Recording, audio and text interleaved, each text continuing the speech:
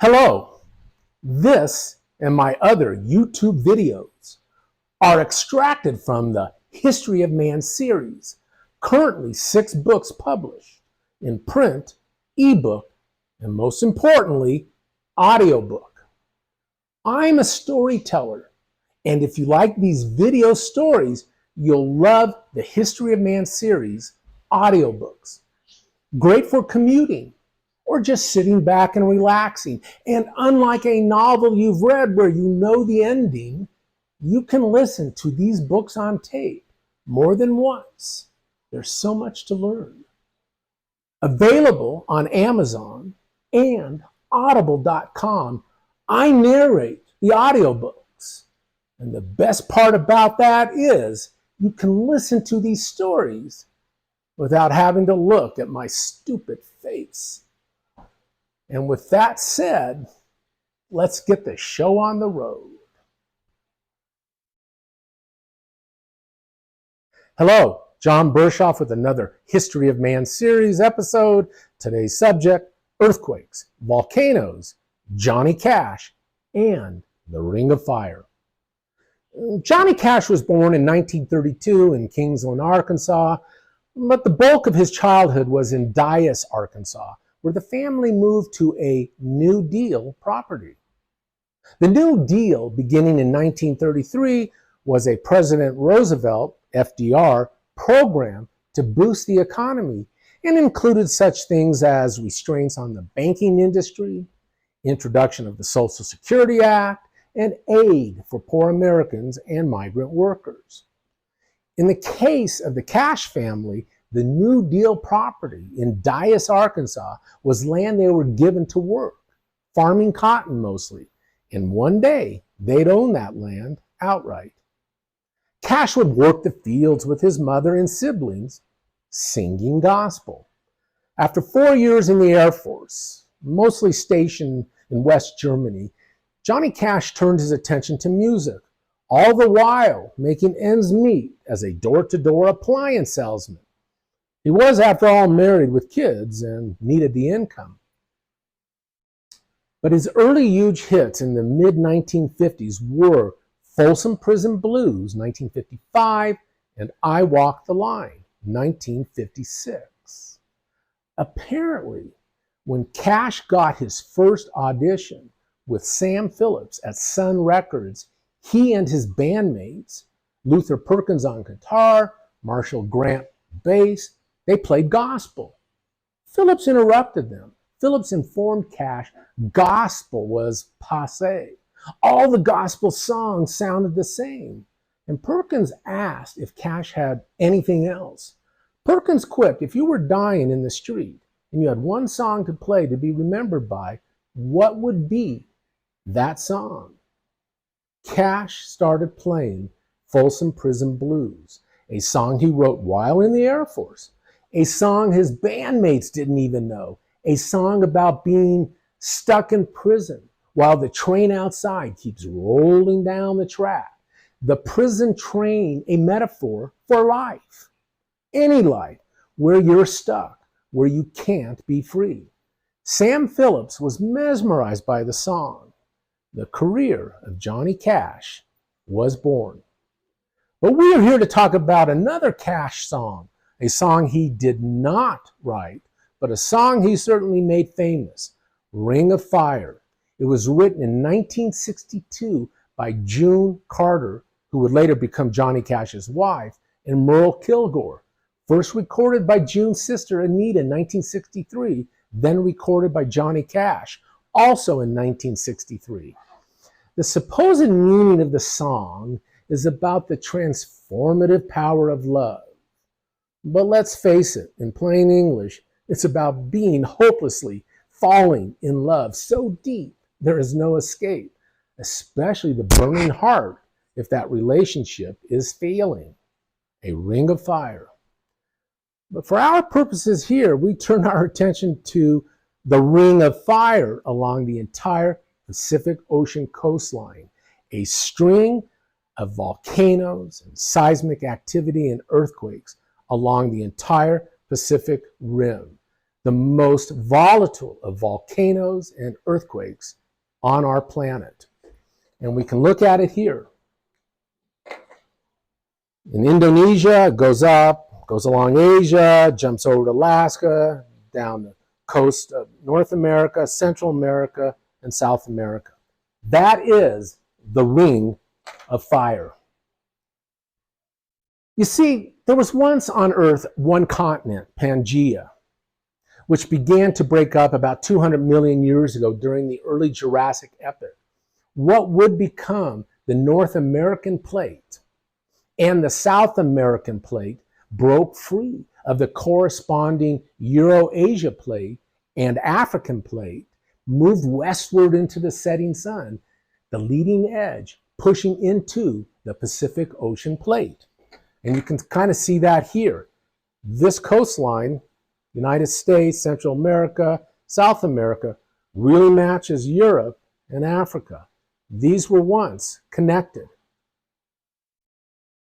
And then about 200 million years ago, as this one continent broke up, North American plate, South American plate pushed westward into the setting sun. Now, the African plate pulled away from the European plate, creating what was called the ancient Sea of Tethys. But our African plate had a change of heart and pushed back northward towards the European plate about 60 million years ago, pushing up the Alps, the oldest mountain range on our planet, and leaving behind the Mediterranean Sea. So for that example, Africa plate went this way, changed its mind, went back, pushed up the Alps, and left the Mediterranean in its wake. Now this is something interesting.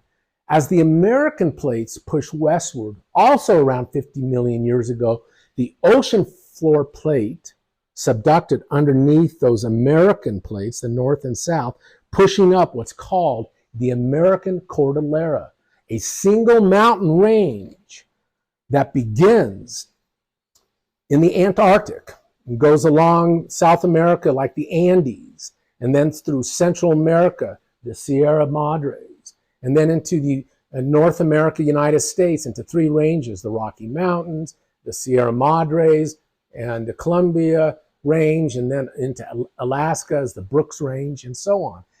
That mountain range is really just one mountain range. As these plates pushed, the Pacific Ocean plate went underneath them and pushed up those mountain ranges.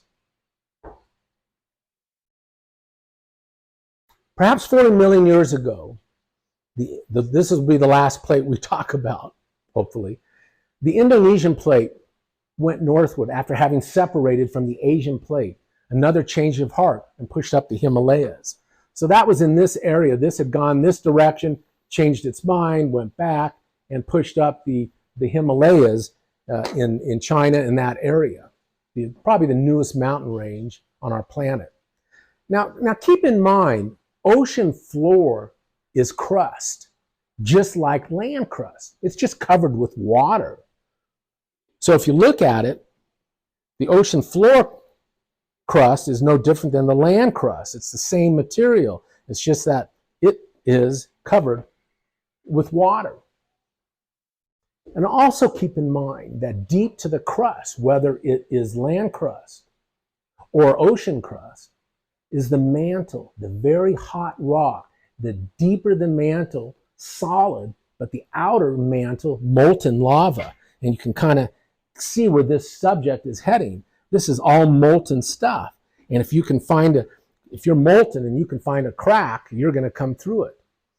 The movement of the North and South American plates forced the heavier ocean floor plate to dive or subduct underneath the Euro-Asian plate.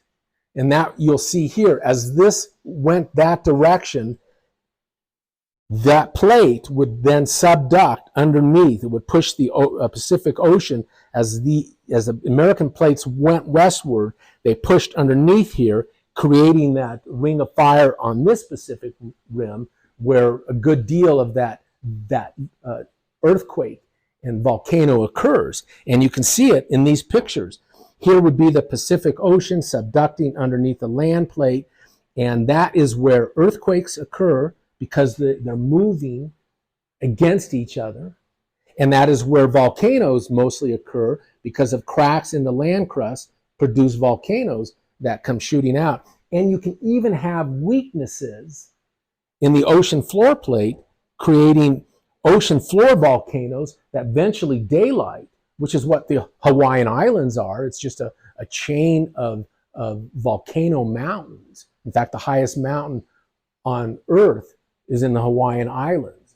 It's not in the Himalayas, but that's another subject. This subduction caused that Pacific rim, the entire Pacific rim, to be weak, to be a boundary zone. For lack of a better word, it's weak. And again, that is where all the volcanoes and earthquakes, the major ones, begin. They move against each other. They slide against each other in areas like this and this. And they allow lava to find cracks in the subduction zones that give us Earth's major volcanoes. It is, in the words of Johnny Cash, a ring of fire all along the Pacific Rim.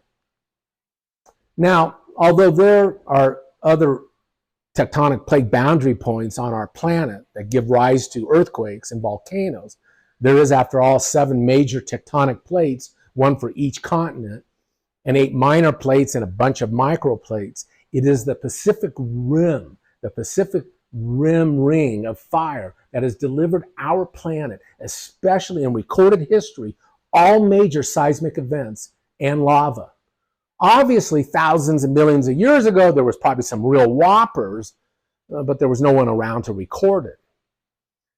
As for the top 5 earthquakes that have been recorded, number 1, Valdivia, Chile, 1960, with a Richter 9.5, Richter scale 9.5. So that would be, in this area. The second one was the Prince William Sound earthquake in Alaska, 1964, with a Richter 9.2. And of course, that would be up in this area.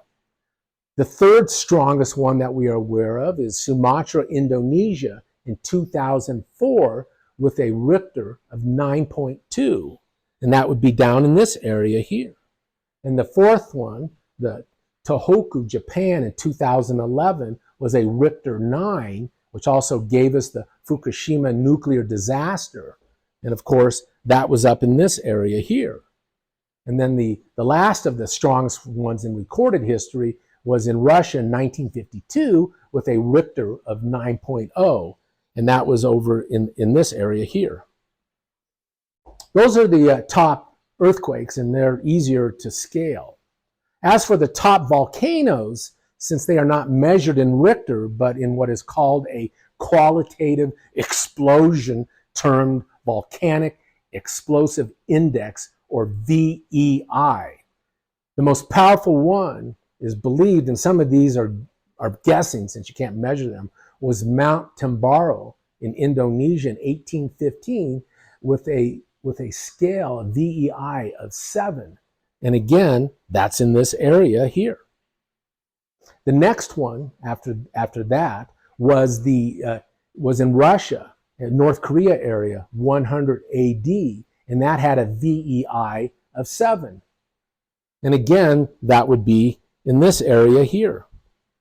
And then you have the Mount Thera in Greece in 1610 BC. Now, obviously, this is just based on reports, since no one was around with the VEI to measure it then.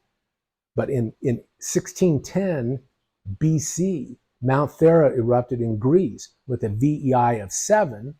And then there was the El Salvador one in 431 AD with a VEI of 6+. And you can see that that is in this area here. And then the final one, the strongest one that they believe as far as volcanoes go, was in the South Pacific Islands in 50 AD with a VEI of 6. And that would be obviously down, in this area down here. All of these events, all nine of these 10 events just mentioned, except for Mount Thera in Greece, are along the Ring of Fire. I mean, who wants to live along there? Most people do, which is amazing.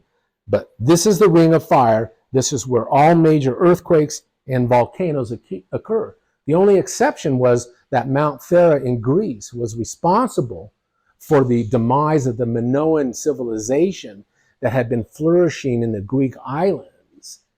And that was, 1610 BC. And it is not along the Ring of Fire. So what happened there? Well, it's along that African plate pushing back up into Europe. So that would have been, well, we'll just show it here. That would have been when this pushed up.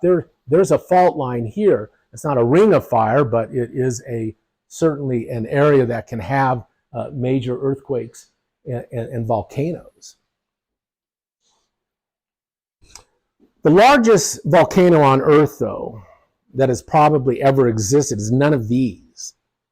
Unless you go back maybe into the early Earth, 2-3 billion years ago. But the largest one that ever existed is going to surprise you. And it is still active. And it's none of these. It last erupted 70,000 years ago, but thought to have also erupted 640,000 years ago with a VEI of 8. And it's not on the Pacific Rim. It is actually in the middle of a continent. We speak of Yellowstone National Park. Yes, Yellowstone National Park in the United States is one huge volcano caldera. And it's right in this area here. How was this discovered? How was Yellowstone discovered as one big volcano? And by the way, a caldera is when the volcano blows off its mountaintop and just leaves a caldera. As far back as 1870s, explorers who were exploring, out west, go west, young man, go west, figured that those geysers and hot mud pots in Yellowstone were remnants of an extinct volcano.